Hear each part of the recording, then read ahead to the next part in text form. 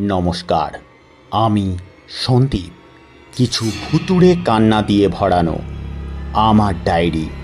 ভূতেরও কষ্ট হয়, সেই ডায়েরি থেকেই আজ আপনাদের জন্য অপদেবতার জন্ম। এবার আপনাদের কানে ভাসবে আমাদের বিশেষ নিবেদন, অপদেবতার জন্ম।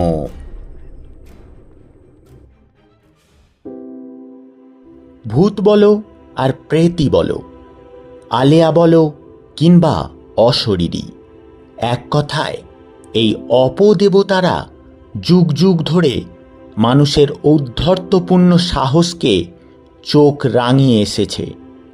যেদিন থেকে মানুষ আলোর হাত ধরেছে, ঠিক তখন থেকেই অন্ধকার হয়েছে একটু অভিমানী। আর তাই এই মুখ গোমড়া ঘুটঘুটে অন্ধকার তার আতঙ্কের কালো চাদরে আশ্রয় দিয়েছে সেই সব রাতের অতিথিদের, যাদের নাম যখন তখন মুখে আনতে নেই। তবে অপদেবতাদের যেসব ভয়ঙ্কর কাহিনী পৃথিবীর অন্ধকার আনাচ কানাচগুলোতে কান পাতলেই শোনা যায়, সেই সবকটা যে সত্য এটা কিন্তু আমার মনে হয় না। তবে যে কটা সত্য, সেই সব সত্যির পেছনে একটা করে অভিশপ্ত কাহিনী বর্তমান থাকে। যেমন ধরো, আজ থেকে প্রায় ১৫০ বছর আগের কথা। তখন ইংরেজরা একটু একটু করে ভারতে জাঁকিয়ে বসতে শুরু করেছে। সেই অবিভক্ত ভারতের অবিভক্ত বাংলার একটা ছোট তালুক ছিল তালসারি। সেই তালুকের জমিদার ছিলেন মহানন্দ সিংহ। কিন্তু ইংরেজরা বাংলা দখলের পর মহানন্দ সিংহকে জমিদার পদ থেকে সরিয়ে সেই তালুক নিজেদের হাতের মুঠোয় নিয়ে নেয় এবং জমিদার বাড়ি নিজেদের দখলে নিয়ে নেয়। জমিদার মহানন্দকে অত্যাচার ও অপমান করে সেখান থেকে তাড়িয়ে দেয়। মহানন্দের ছোট ভাই ইংরেজদের সাথে হাত মেলায়, আর ভাই সত্যানন্দ এই তালুকের জমিদার হয়ে বসে। মহানন্দ ছিলেন যেমন শান্ত, ভদ্র ও শিক্ষিত, আর সত্যানন্দ ঠিক ততটাই অত্যাচারী। মহানন্দ জমিদার বাড়ি থেকে বিতাড়িত হলেন। তারপর ধীরে ধীরে চাষিদের ওপর ইংরেজদের অত্যাচার বাড়তে শুরু করল। বিঘের পর বিঘে জমি দখল করে ইংরেজরা চাষিদের নীল চাষ করতে বাধ্য করত, আর জঙ্গল কেটে গড়ে উঠতে শুরু করল ইংরেজদের অট্টালিকা আর নীলকুঠির। দেখতে দেখতে তালসারি তো বটেই, ভারতের সব জঙ্গল থেকেই ছোট বড় প্রায় সব প্রকারের গাছ কাটা পড়তে শুরু হলো। দিন দিন বড় বড় জঙ্গল ধুধু পান্তরে পরিণত হতে শুরু করল। দামি দামি গাছের কাঠ বিদেশে চলে যেতে লাগলো ইংরেজদের হাত ধরে। আর এই গাছ কাটার ফলেই পরিবেশ একটু একটু করে তার কঠোর রূপটা সবার সামনে তুলে ধরতে শুরু করলো। ধীরে ধীরে বৃষ্টির পরিমাণ কমে যেতে লাগলো। খাল, বিল, পুকুর, নালা সব শুকিয়ে যেতে লাগলো। চারিদিকে খরা আর অজন্মা দেখা দিল। ঠিক তখনই জমিদার বাড়ির আগের মালি, মানে জমিদার মহানন্দের সময় যে মালি ছিল, সেই ভানুরাম জমিদার সত্যানন্দ আর ইংরেজদের চোখের আড়ালে গ্রামের প্রতিটা বাড়ি বাড়ি গিয়ে মানুষকে বোঝাতে শুরু করলেন। গভীর রাতের অন্ধকারে চোরের মতো গ্রামবাসীদের বোঝাতে লাগলেন, যে করেই হোক এই গাছ কাটা বন্ধ করতে হবে। গাছ কাটার ফলে দিকে দিকে এত খরা দেখা দিচ্ছে, বৃষ্টি হচ্ছে না। তোমরা হয়তো জানো না, এই গাছপালারাই আকাশ থেকে বৃষ্টি নামায়। আর আর এই যে বুক ভরা বাতাস নিচ্ছ, তাও এই গাছেরাই দেয়। কেউ কেউ কথাগুলো বোঝে, শুধু ভয়ে কিছু বলতে বা করতে চায় না। কেউ আবার বুঝতেই চায় না, বলে, হেতায় মানুষ মরতিছে, তার হুঁশ নেই, এ আবার জ্ঞান দিতে এসছে, নিজেকে পণ্ডিত ভাবতিছে। কেউ কেউ আবার প্রশ্ন করে, তাই বুঝি? কই কই বাবু, আগে তো এমন কথা কখনো শুনিনি কো। ভানুরামের অনেক চেষ্টাতেও গ্রামবাসীরা কিছুতেই সামান্য গাছ কাটার জন্য জমিদারের বিরুদ্ধে তারা কিছুই করতে পারবে না। তাদের সাপ কথা, জলি থেকে কুমিরের সাথে যুদ্ধ করা কি বুদ্ধিমানের কাজ হবে? ভানুরাম হাল ছেড়ে দিল। তারপর ঠিক মাসখানেক পরে গ্রামে এক তান্ত্রিকের উদয় হলো। আর এই সুযোগ গ্রামবাসীরা কিছুতেই হাতছাড়া করতে রাজি নয়। তারা তেনার কাছে দলে দলে জুটল, তাদের দুর্দশার সাতকাহর নিয়ে। তান্ত্রিক অনেক গণনা করে বিধান দিলেন, বললেন, গ্রামের ওপর অপদেবতার কুদৃষ্টি পড়েছে। রাতের ঘুটঘুটে অন্ধকারে যারা ছায়ার মতো রূপ বদল করে, সেই অপদেবতারা তোমাদের ওপরে রুষ্ট হয়েছেন। তাদের মৃত চোখের অভিশপ্ত দৃষ্টি ধীরে ধীরে তোদের সুখ শান্তি সব গ্রাস করে নিচ্ছে।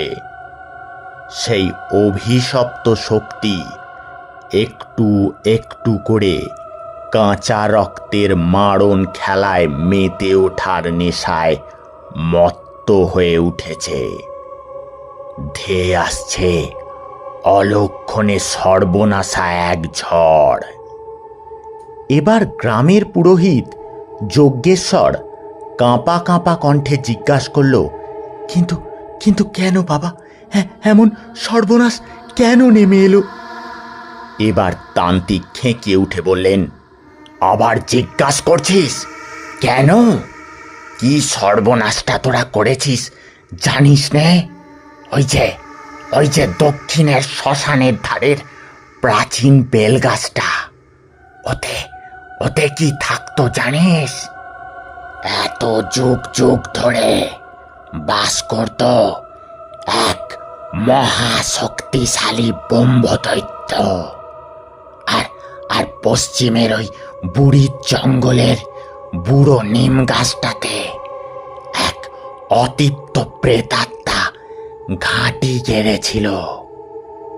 বিভিন্ন সব বড় বড় গাছে বিভিন্ন সব অশুভ প্রেতের বাস। তেনারা এই গ্রামকে বাইরের অশুভ শক্তি থেকে রক্ষা করতেন। এতদিন তোরাও তাদের কোনো ক্ষতি করিসনি, তাই তারাও তোদের কোনো ক্ষতি করেনি। কিন্তু আজ তাদের বাসস্থান কাটা পড়েছে, তাই তেনারাও তোদের আর শান্তিতে থাকতে দেবে না। যজ্ঞেশ্বর এবার বলল, কি উপায় বাবা, এর কি উপায়? উপায় এখন একটাই, যেখানে যেখানে গাছ কাটা পড়েছে সেই সব জায়গায় ভূমি পুজো করতে হবে। সেই অপদেবতাদের নামে নতুন গাছ লাগিয়ে তাদের প্রাণের উৎসর্গ করতে হবে। আর সেই পবিত্র বৃক্ষের বলি বন্ধ করতে হবে। এটা শোনার পরই গ্রামবাসীদের চোখে মুখে একটা হতাশা ফুটে উঠল। পরিষ্কার বোঝা গেল তারা জমিদারের বেতের চাবুকের সামনে কতটা অসহায়। তারা মুখ নিচু করে গুটি গুটি পায়ে যে যার বাড়ি ফিরল।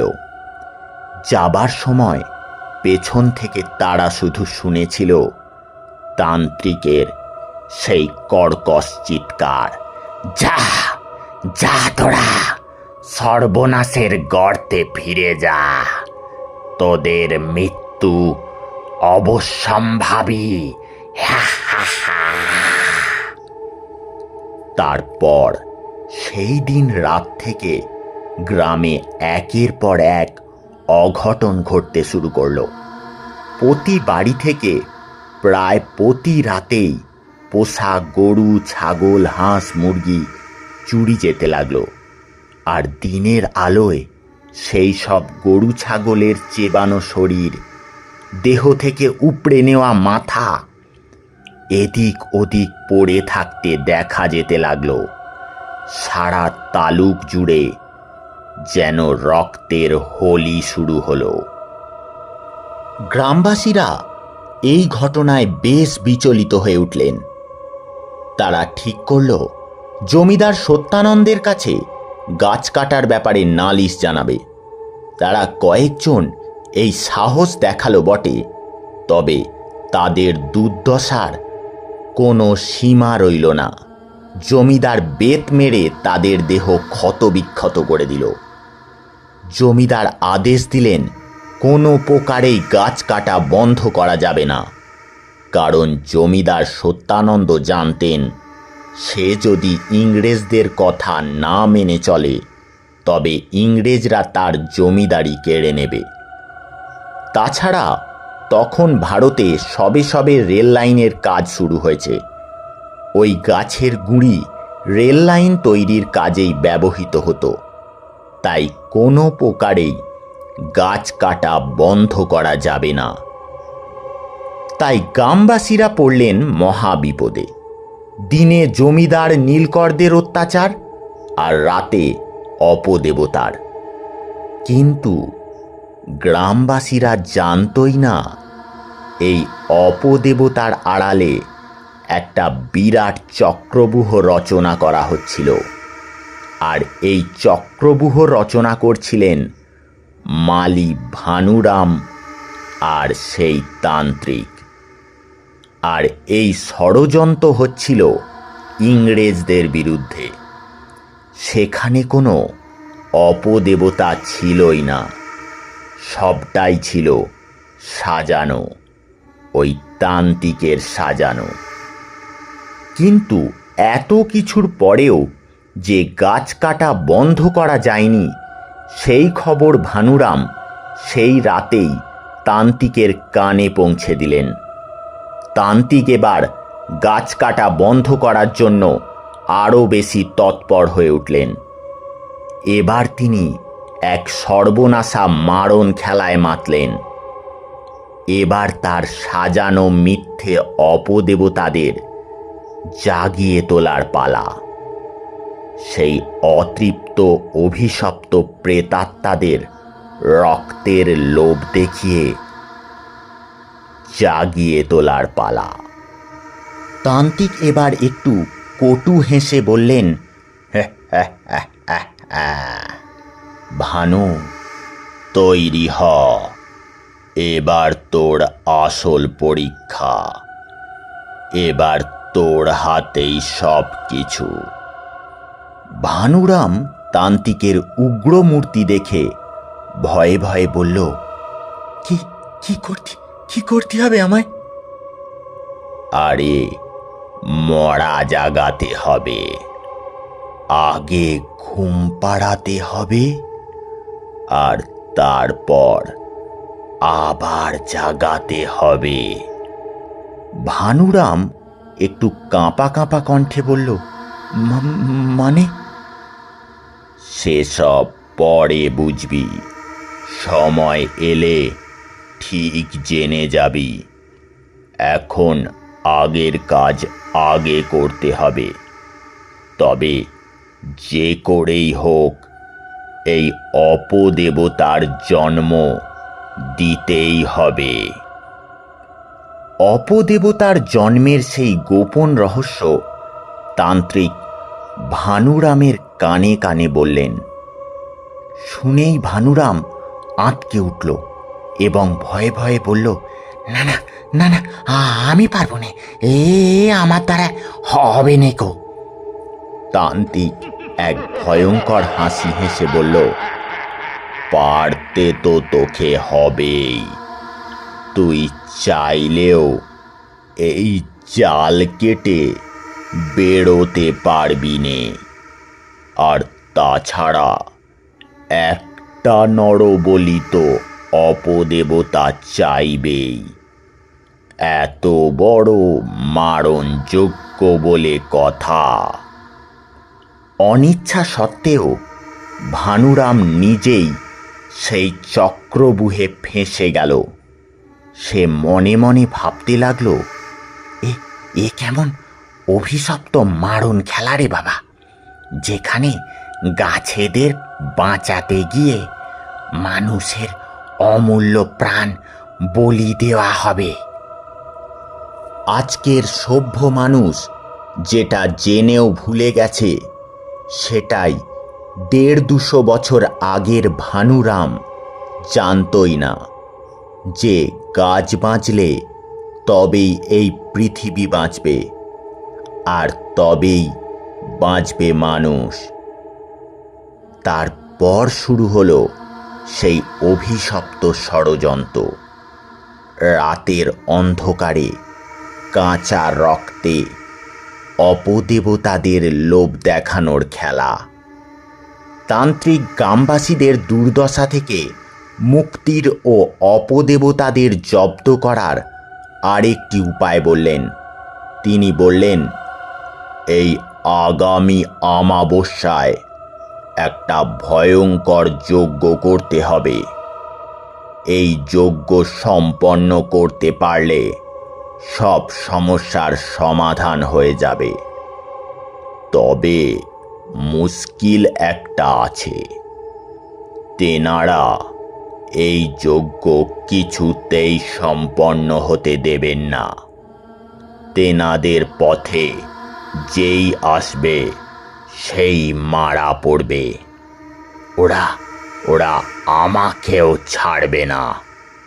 সুযোগ পেলে আমাকেই ওরা প্রথম মারবে। তারপর একে একে গোটা তালুক উজাড় করে দেবে। আর সে মৃত্যুর থেকেও ভয়ঙ্কর।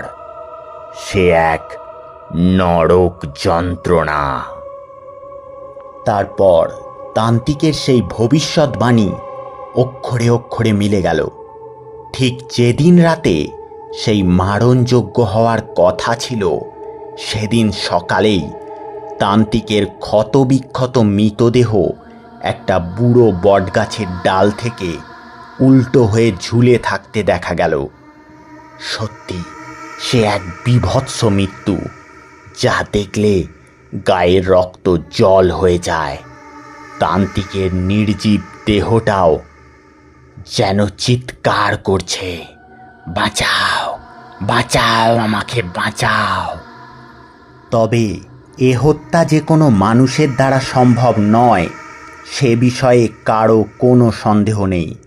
সেই মৃতদেহ পরিষ্কার অপদেবতাদের উপস্থিতির প্রমাণ দিচ্ছিল।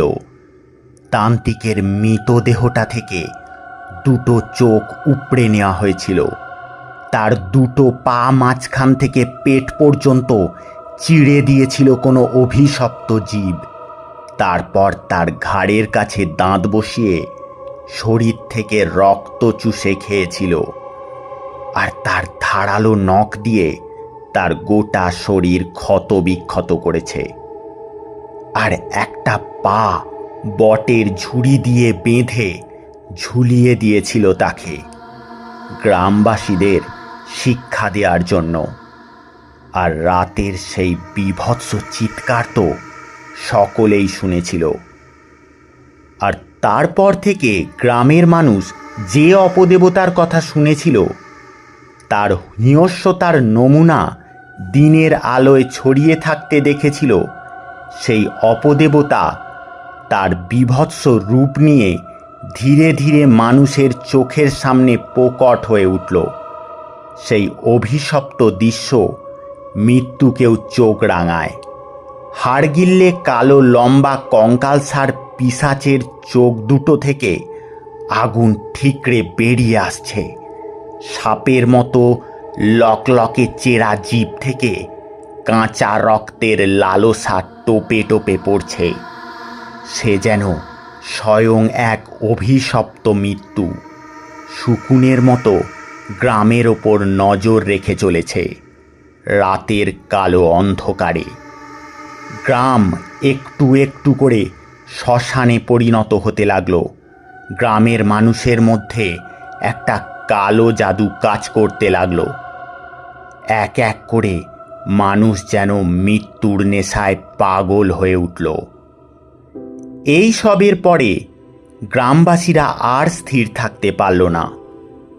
তারা গাছ কাটা বন্ধ করার জন্য বদ্ধপরিকর হয়ে উঠল। তারা গাছ কাটা বন্ধের জন্য জমিদার সত্যানন্দের বিরুদ্ধে রুখে দাঁড়ালো। সত্যানন্দের শত চাবুকেও গ্রামবাসী গাছ কাটতে রাজি হলো না। এবার সত্যানন্দ নিজেই দলবল নিয়ে গাছ কাটতে গেল। কিন্তু সেদিন রাতেই জমিদার সত্যানন্দ সিংহের ক্ষতবিক্ষত মৃতদেহ সেই বটগাছেই ঝুলে থাকতে দেখা গেল। এই ঘটনার পর থেকে ইংরেজদের মনেও একটা ভয় ঢুকে গেল। তারা গাছ কাটা বন্ধ করে ওই তালুক থেকে নিজেদের দখলদারি সরিয়ে নিল। গাছ কাটা বন্ধ হতেই সেই অপদেবতার ছায়াও গ্রাম থেকে সরে গেল। ওই তালুকের মানুষ সুখে শান্তিতে বাস করতে শুরু করল। কিন্তু একজনের মনে একটুও শান্তি নেই। সে নিজের মধ্যে অনেক কিছু বয়ে বেড়াচ্ছে। সে আর কেউ নয়, সে হলো ভানুরাম। রাতের অন্ধকারে যখন সবাই নিশ্চিন্ত হয়ে ঘুমের দেশে হারিয়ে যায়, ঠিক তখন ভানু ভূতের মতো রহস্যের এক বোঝা বয়ে বেড়ায়। সেই অপদেবতা সৃষ্টির অভিশপ্ত রহস্য। যে ষড়যন্ত্র রচনা হয়েছিল সেই তান্ত্রিকের মাথা থেকে ভানুরাম শুধু ছিল সেই ষড়যন্ত্রের ঘুঁটি মাত্র।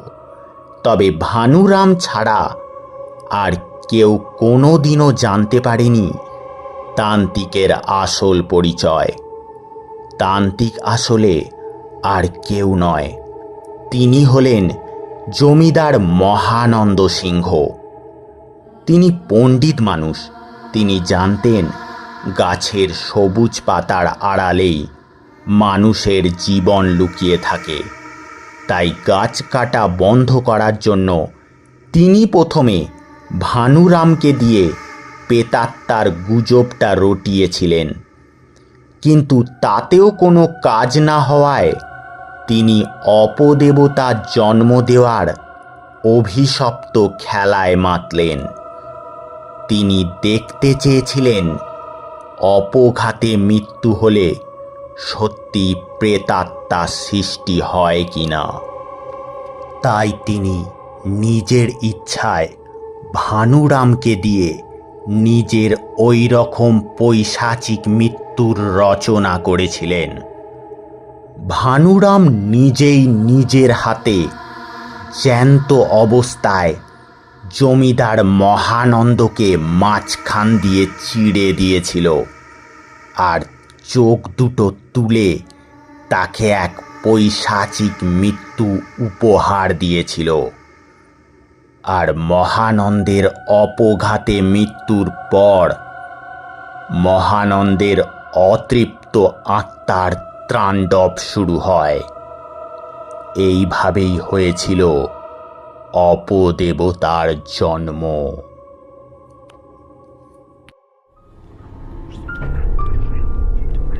এতক্ষণ আপনারা শুনছিলেন অপদেবতার জন্ম।